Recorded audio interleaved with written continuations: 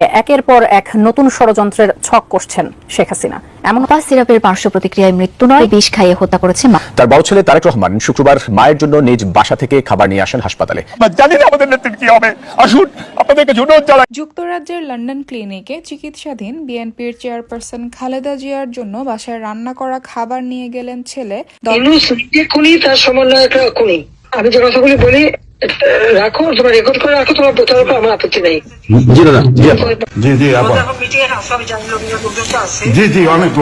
এতদিন যাবৎ যারা ভাবতেন যে খালি জামাত ইসলামী পারে না, ভাই আওয়ামী লীগও পারে। তবে আমরা দীর্ঘদিন যাবৎ দেখছিলাম একটা লেখা, আওয়ামী লীগ ফিরে আসবে ভয়ঙ্কর রূপে। তবে এই রূপে যে ফিরে আসবে এটা সারা বাংলাদেশের কেউ ভাবে নাই। আসসালামু আলাইকুম রহমতুল্লাহ, সবাই কেমন আছেন? আশা করি সবাই অনেক অনেক ভালো এবং সুস্থ আছেন। সবাইকে স্বাগতম জানাচ্ছি আমাদের আরেক নতুন ভিডিওতে। প্রতিদিনের মতো আমি আপনাদের সিরিয়াত ফারুকি। দর্শক, আজকের ভিডিও টাইটেল এবং থাম্বনেল দেখে বুঝতে পেরেছেন কি বিষয় নিয়ে কথা বলবো। এবার 31শে ডিসেম্বর অর্থাৎ আজকে ছাত্রদের লং মার্চে উপস্থিত হতে যাওয়ার সময় বাগেরহাটে শিক্ষার্থীদের উপর হামলার অভিযোগ উঠেছে ছাত্রলীগের বিরুদ্ধে। সেই হামলায় বেশ কয়েকজন শিক্ষার্থী আহত হওয়ার অভিযোগ উঠেছে এবং কেন হঠাৎ করে তাদের উপর হামলা করা হয়েছে এটা নিয়ে আমরা একটু বিস্তারিত দেখব। অন্যদিকে বর্তমান যে অন্তর্বর্তীকালীন সরকার দেশ চালাচ্ছে, অর্থাৎ প্রধান উপদেষ্টা ডক্টর ইউনূসের নেতৃত্বে যে দেশ চলতেছে, এটা নিয়ে জনগণ কতটুকু খুশি, ডক্টর ইউনূসের এই নেতৃত্বকে কি তারা আসলে মেনে নিতে পারতেছে জনগণ, সেটা নিয়ে আমরা একটু বিস্তারিত দেখব। নাকি দেশের মানুষ সেনা শাসন চায় বা সেনাবাহিনীর হাতে ক্ষমতা দেখতেছে, এটা নিয়ে আমরা কালবেলার করা একটা ভিডিও দেখবো, যেখানে আপনারা বেশ কিছু তথ্য জানতে পারবেন। আসলে ডক্টর ইউনূসের নেতৃত্বে দেশ এগিয়ে যাক সেটা চাই কিনা মানুষ, নাকি সেনাবাহিনীর হাতে ক্ষমতা দেখতে চায়। তো দর্শক, বুঝতে পেরেছেন অনেক অনেক গুরুত্বপূর্ণ একটা ভিডিও। অন্যদিকে আমরা হঠাৎ করে কেন শিক্ষার্থীদের উপর হামলা করেছে ছাত্রলীগ, সেটা নিয়ে আমরা বেশ কিছু ভিডিও ফুটেজের মাধ্যমে একটু বিস্তারিত দেখবো। অন্যদিকে আজকে যে ছাত্র সমন্বয়কদের যে একটা লং মার্চ বা একটা তাদের যে ঐক্য যে একটা ডাক দেওয়া হয়েছিল, সেখান থেকে ছাত্র সমন্বয়করা আদৌ আসলে কি অর্জন করেছে, কি অর্জিত হয়েছে তাদের আজকের এই দিনটার মাধ্যমে, সেটাও আমরা আমাদের জাহিদ ভাইয়ের মুখ থেকে বেশ কিছু মন্তব্য শুনবো। বুঝতে পেরেছেন অনেক অনেক গুরুত্বপূর্ণ ভিডিও, এক মুহূর্ত টানা যাবে না, একটা লাইক দিয়ে সবাই ভিডিও দর্শকরা দেখতে থাকুন। আমরা একটু বিস্তারিত দেখি। চিকিৎসাধীন বিএনপির চেয়ারপারসন খালেদা জিয়ার জন্য বাসায় রান্না করা খাবার নিয়ে গেলেন ছেলে, দলের ভারপ্রাপ্ত চেয়ারম্যান তারেক রহমান। শুক্রবার বাংলাদেশ সময় রাত 11টার দিকে মায়ের জন্য হাসপাতালে তারেক রহমানের খাবার নিয়ে যাওয়ার একটি ভিডিও পোস্ট করা হয় বিএনপির অফিসিয়াল ফেসবুক পেজে। ভিডিও ক্যাপশনে বলা হয়, হাসপাতালে বেগম খালেদা জিয়ার জন্য নিজ হাতে বাসা থেকে রান্না করা খাবার নিয়ে আসছেন তারেক রহমান ও ডক্টর জোবায়দা রহমান। 43 সেকেন্ডের ভিডিওতে দেখা যায় তারেক রহমান ও জোবায়দা রহমান কয়েকটি খাবারের বক্স নিয়ে হাসপাতালে আসছেন। এ সময় যুক্তরাজ্য বিএনপির নেতারা এবং বিএনপির নির্বাহী কমিটির সদস্য তাবিথ আওয়ালকে দেখা যায়।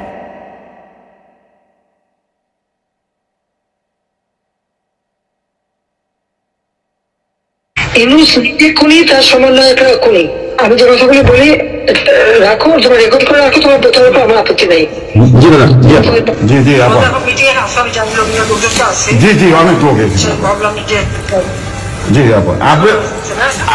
এখনো সবাই আছে এখানে। আমি ধরেন আমরা যারা আছি এখানে, আমি একটু 1 মিনিট আপনি যদি অনুমতি দেন আমি বলি। আমাদের এখানে আছে মাহতাব ভাই আছে, সভাপতি তো জানেনি। আমাদের সিনিয়র ভাইস প্রেসিডেন্ট আছে জসিম ভাই, সহসভাপতি আছে শাহ আলম ভাই, রশিদ ভাই, বিনু ভাই, মজিবুর শিকদার, আমাদের কোষাধ্যক্ষ রিমন আরিফ, সাংগঠনিক সম্পাদক ইসলাম পান্না, উপদপ্তর সম্পাদক আছে সাদ্দাম হোসেন।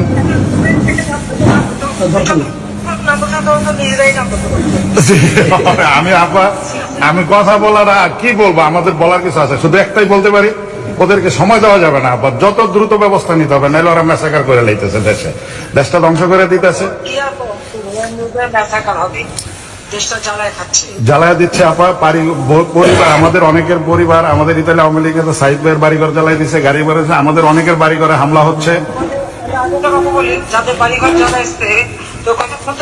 জি জি জি জি আমি তোমাদের তো বলি, যাদের বাড়িঘর জ্বালাইছে, যাদের উপরে অত্যাচার করছে, সেই পরিবারের পক্ষ থেকে তোমরা ওই ইন্টারন্যাশনাল ওই যে ক্রিমিনাল কোড কালকে হেঁটে কিন্তু ওরা থাকবে ওরা একটা অনুষ্ঠান করতেছে, জি। তোমাদেরকে দুইজন প্রতিনিধি পাঠাতে পারো, জি। আর তোমরা ওখানে সব থেকে ইউনুসের নামে জি। নালিশ পাঠাবা জি।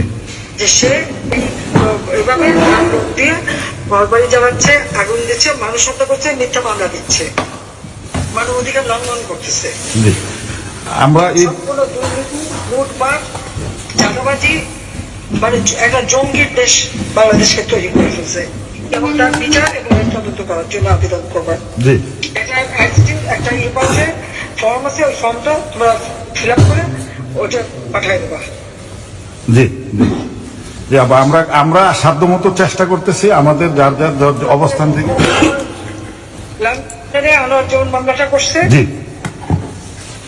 তার বাড়ি ঘর করেছে, সেটাও তাদেরকেও তোমাদেরকেও এখন সেই পদ্ধতি হবে।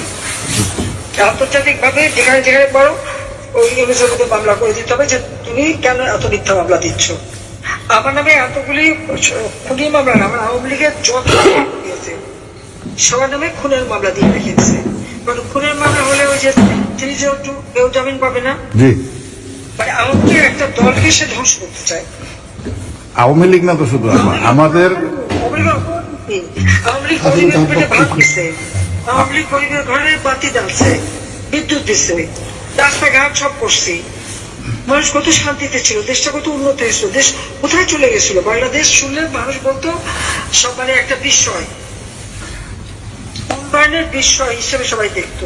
সবকিছু ধ্বংস করে, আবার সবকিছু ধ্বংস করে দিচ্ছে। বঙ্গবন্ধু, জাতির জনক বঙ্গবন্ধুর স্মৃতি বিজড়িত 32 নম্বর থেকে শুরু করে আমাদের উন্নয়ন বলেন, আওয়ামী লীগ বলেন, স্বাধীনতা সার্বভৌমত্বের যত স্মৃতিস্মারক, যত স্মৃতিচিহ্ন আছে সবকিছু ধ্বংস করে মুছে ফেলতে চাচ্ছে তারা। আওয়ামী লীগ না শুধু, ওরা 71কে মুছে দিতে চাচ্ছে। আবার এটাকে জি রিসেট বাটন।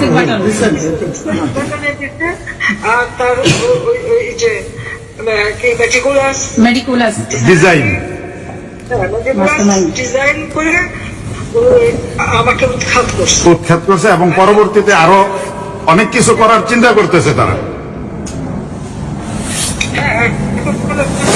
যে মামলাগুলি করাবে, আর আরো যে ক্রিমিনাল ইন্টারন্যাশনাল আন্তর্জাতিক ট্রাইব্যুনালে আমরা যুদ্ধাপরাধীদের বিচার করছি, এখন সেইখানে আমাদের মামলা দিচ্ছে আমাদের সব নেতা কর্মীদের।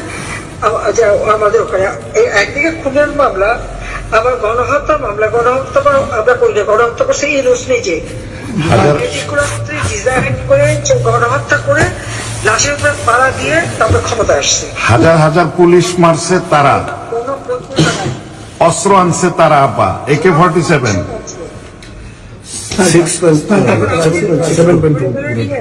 তাদেরকে অস্ত্র দিয়ে তো বাংলা দিয়ে দেখাচ্ছে যে ওই যুবলীগ করতেছে, অমক দিছে, এমনকি মানে হস্তদল করছে। সে থেকেই যাকে ধরছে তাকে জোর করে বলছে তুমি বলবা এটা মানে ছাত্রলীগ এবং যুবলীগ, এবং এটা আবার ধরাও পড়ছে। জি। এবং এই যে শহীদ মুগ্ধ সহ সব কিন্তু আপা ফেরত আইছে। না ওই লোক বলে ফেলছে যে আমাকে বলছে ই করতে, নিউজ করতে, সেজন্যই নিউজ করছে। জি। আমরা ইটালি আওয়ামী লীগ মাস্তাব ভাই আলমগীর ভাই নেতৃত্বে আমরা ঐক্যবদ্ধ আছি, শক্তিশালী অবস্থানে আছি। যে কোনো সময় নির্দেশনা দিলে আমরা মাঠে পড়ে যাবো নেত্রী। আমরা আপনার নির্দেশনার অপেক্ষায় আছি নেত্রী। আমরা ইটালি আওয়ামী লীগ শক্তিশালী মাস্তাব ভাই আলমগীর ভাই নেতৃত্বে আমরা একত্রভাবে সব আছি।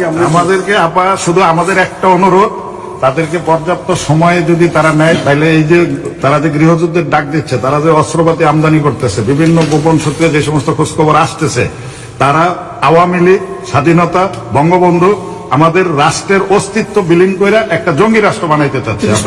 এই সুযোগটা তাদেরকে দেওয়া যাবে না। আপনি সব জানেন, আপনি আপনার মতো করে সিদ্ধান্ত নিয়ে যে নির্দেশ দিবেন, লাখ লাখ প্রবাসী কর্মী আমরা বাংলাদেশে চলে যাব।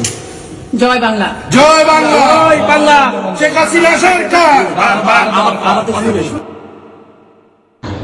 এতদিন যাবৎ যারা ভাবতেন যে খালি জামাত ইসলামী পারে না, ভাই আওয়ামী লীগও পারে। তবে আমরা দীর্ঘদিন যাবৎ দেখছিলাম একটা লেখা, আওয়ামী লীগ ফিরে আসবে ভয়ঙ্কর রূপে। তবে এই রূপে যে ফিরে আসবে এটা সারা বাংলাদেশের কেউ ভাবে নাই। ভাবিয়ে কয় দেখছো কাঁদতে, তারাতে শিখছো কাঁদতে, তারাতে তাহলে অ্যাপ্লাই করো। শুরু হয়ে গেছে, একটা অ্যাপ্লাই শুরু হয়েছে, তাও জামাতের উপর দিয়া। ভাই জামাত ইসলামের বিভিন্ন যে রাজনীতি খুবই ম্যাটিকুলাস প্ল্যানলি আওয়ামী লীগের ঘাড়ের উপর চাইপা কিন্তু তারা করে গেছে।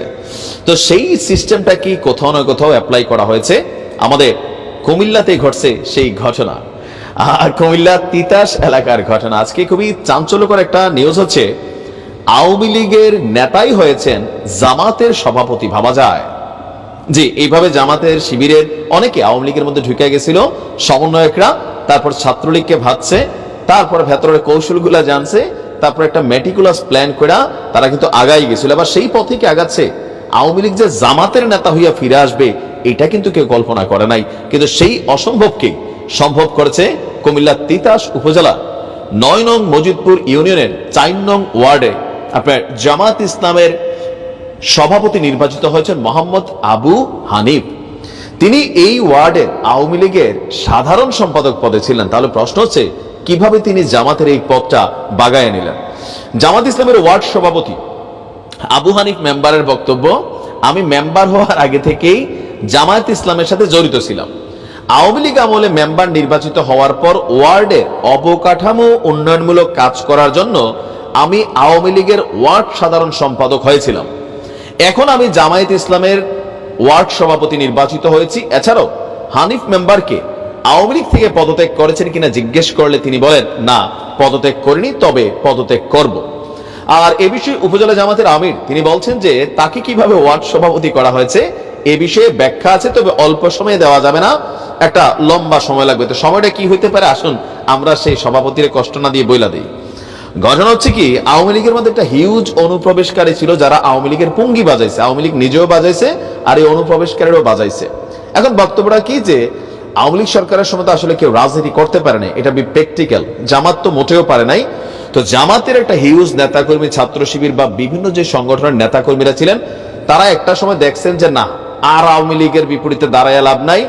তারা একটা ডিসিশন নিয়ে আওয়ামী লীগের ভেতরেই প্রবেশ করছেন, বিভিন্ন জায়গায় পদ পদবিও বাগাইছেন, এলাকাতে তারা লোকালি জনপ্রিয় ছিলেন, টাকা পয়সাও কামাইছেন। এই যে মেম্বার সাহেবের বক্তব্য কি যে ভাই তখন আওয়ামী লীগের সময় তো আমি বাটে পড়ে গেছিলাম, তা আমরা একটা আলাপ আলোচনা কইরা সিদ্ধান্ত নিয়েছি আপাতত আওয়ামী লীগে হান্দাই যাই, হান্দানোর পরে পদ পদবি ঠিক রাখি, টেকনিক্যালি আওয়ামী লীগকে ভাজি, আবার যখন আওয়ামী লীগ কখনো যদি পতন হয় তখন আমরা সবাই আবার এই যে মুখোশটা যেটা আছে আওয়ামী লীগের নেতা হিসেবে এই মুখোশটা খুইলা আমরা জামাতের মুখোশটা নিয়ে সামনে আসবে। কিন্তু প্রশ্ন হচ্ছে এই নেতাগুলা আসলে জামাতের জন্য কতটা কল্যাণকর। আমরা যদি পয়েন্ট অফ ভিউতে দেখি এগুলা জামাতের জন্য অকল্যাণকর নেতা, কেননা আপনারা যতই ব্যাখ্যা দেন মানুষের কাছে কিন্তু এগুলা নিয়ে নেগেটিভিটি তৈরি হচ্ছে। যেমন সমন্বয়করা যখন আমরা একে একে দেখছি বিভিন্ন ইউনিভার্সিটি লেভেলে তারা জামাতের বা শিবিরের নেতাকর্মী, তখন ছাত্রদের মধ্যে কিন্তু একটু মানে একটা নেগেটিভ ইমপ্রেশন আসছে, মানুষের মধ্যেও আসছে। কেন? তার মানে আন্দোলন কি পরিকল্পিত ছিল, রাজনৈতিক উদ্দেশ্য প্রণোদিত ছিল, এরকম কিন্তু বক্তব্য চলে আসে। এখন এই বক্তব্য যেই জামাতের সভাপতি যিনি উক্ত উপজেলা জামাতের, তো তিনি তার মানে জাইনা শুনাই তাকে বানাইছেন, এবং ব্যাখ্যাটা আমি যেটা দিছি আশা করি আর বাহিরে আর তিনি নতুন কোনো ব্যাখ্যা দিবেন না। এখন অন্তর থেকে এরকম আসলেই কি আওয়ামী লীগের থেকে বের হয়েছেন? কারণ অন্তরের বিষয়টা তো আর বাহির থেকে বোঝার সুযোগ নেই। পদত্যাগপত্রে সাইন করলে কি ভেতর থেকে জয় বাংলা অনুভূতিটা চলে যাবে, নাকি জামাতের আসলে নেতা সংকট, এলাকাতে লেভেল অফ পাওয়ার সংকট যে তাদেরকে দলে ঢুকাতে হচ্ছে? নিশ্চয়ই জামাত বিষয়গুলো বিবেচনা করবেন। ভালো থাকবেন। তো প্রিয় দর্শক, এই বিষয়টা নিয়ে আপনার মতামত জানতে চাই। ইতিমধ্যে আপনি দেখেছেন যেখানে হঠাৎ করে শিক্ষার্থীদের উপর হামলা করেছে আওয়ামী লীগ, এটা নিয়ে আমরা বিস্তারিত দেখেছি। অন্যদিকে যে দেশের মানুষের যে মন্তব্য বা পরবর্তীতে তারা ক্ষমতায় কাকে দেখতেছেন এবং বর্তমানে ডক্টর ইউনূস সরকারের যে নেতৃত্বে দেশ চলতেছে সেটা নিয়ে কারা কতটুকু সমর্থন করতেছেন সেটা নিয়ে আমরা বিস্তারিত দেখেছি। অবশ্যই বিষয়টা আপনার মতামত কমেন্টে জানাবেন। কারা পরবর্তীতে অর্থাৎ ডক্টর ইউনূস যে রাষ্ট্র চালাচ্ছেন সেটাকে আপনারা কতটুকু সমর্থন করেন, এটা নিয়ে আপনারা মতামত জানাতে পারেন কমেন্ট সেকশনে। ধন্যবাদ সবাইকে, ভালো থাকবেন, সুস্থ থাকবেন, আল্লাহ।